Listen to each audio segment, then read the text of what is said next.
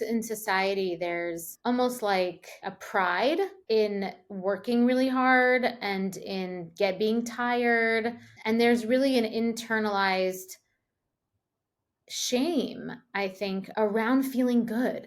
And I've talked about this before, where there is a shame that we have, especially women, around pleasure and around feeling good.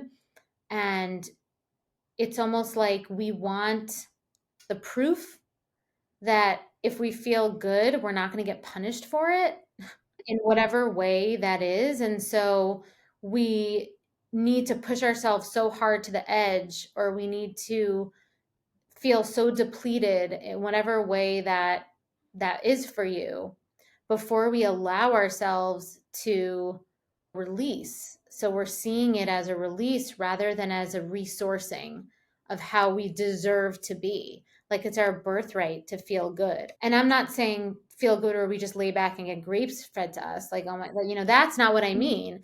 To feel good, to live your life feeling good takes discipline, takes commitment, takes effort, takes choices, takes constant effort, but it's not difficult, right? It's easy effort once you get into the routine of doing it.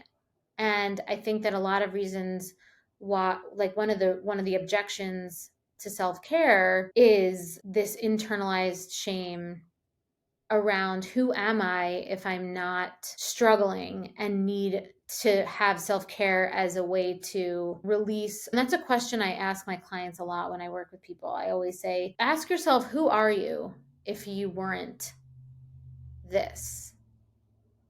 Could you answer that? Because of course, when people come, they have all of the struggles and all the stuff. And you never want to diminish anyone's struggles, because of course that's really, really important. And it's important that you honor those and heal those. But I think one of the reasons why we pigeonhole self-care into this superficial box is because to see it the other way means that we have to let go of the identity that struggle means that we deserve pleasure. And I think that when people hear the word pleasure, they think indulgence.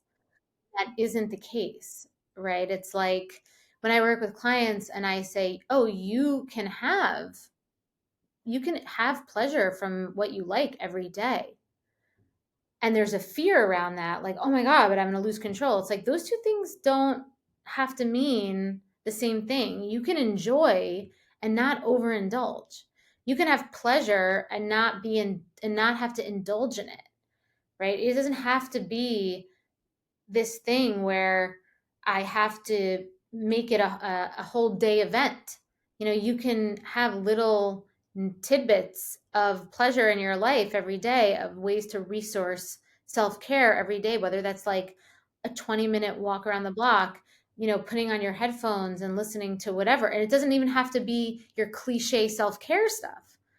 Like it literally could be whatever it is for you. Those little things, when you're so in tune to like your own need, and you think of self-care really as a daily practice and not this thing that you like plug into or escape to find that equilibrium, and you see it as a daily practice, you start to view all these little moments in your life as opportunities to build your self-care.